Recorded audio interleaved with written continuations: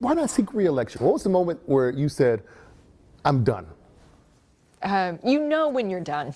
You know when you're done. And in 2020, I pushed myself along. I had to push through. That election, I just had to kind of grind through that.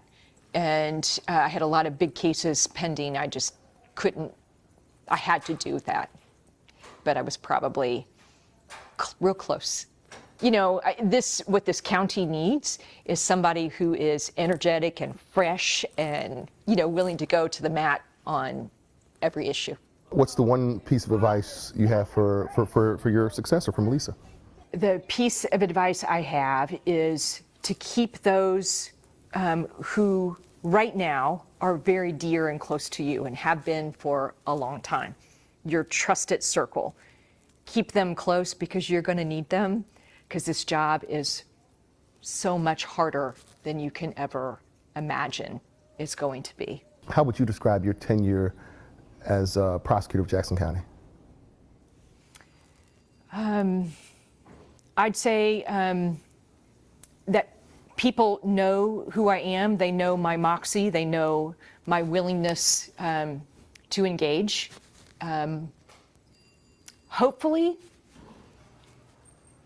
Hopefully they believe, you know, that I was a prosecutor that always put their interests first. What grade would you give yourself?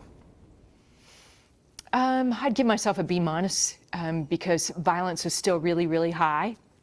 Misinformation is at a real high, and you know I've got some regrets about not trying to do more on that front. But my running of the office, I'm going to give myself an A on the running of the office. And you don't hear about the functioning of my office. That's because I run a good, solid office. What do you say to people out there who say Jean Peters Baker was not tough enough on crime? I'd say I need you to sit down and look at some facts. Because there's a lot of political taglines in there. We don't have any soft on crime policies. I hope we have some smart on crime policies, but to pick a tagline of soft or not tough enough, I'd say you probably ought to spend a day shadowing anybody within the prosecutor's office to understand that doesn't have any meaning. What do you think caused that rift in the first place, though, with KCPD? I mean, oftentimes you guys were at odds. So can I just say, that's always been there. That was there. That was the tagline when Claire McCaskill was prosecutor. And I remember when she left and Bob Baird came in. And I'm still a very, very junior prosecutor working for Bob Baird. And I thought, well, this will change because he's different. They'll see it different. I was at a community meeting for him, and that was the tagline. And he had been on the job less than a year, and I thought, and it's been with every prosecutor since. What's been Jean Peters Baker's biggest success as prosecutor? A lot of it is the real unsexy things that people don't know that I do. So what would you say is your biggest shortcoming, biggest failure? I knew you'd ask me that question. And, you know, there's a lot.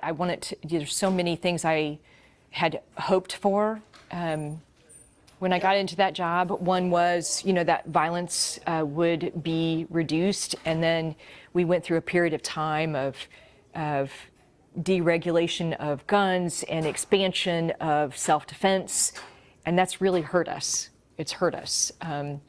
It's a personal regret that I couldn't get someone to listen, but you know, it is about guns, so I would have a much better time of if people were killing each other with rocks. I could probably have gotten a lot more done.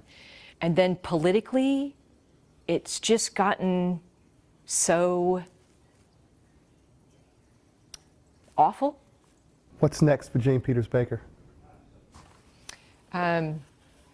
Something a little less hard.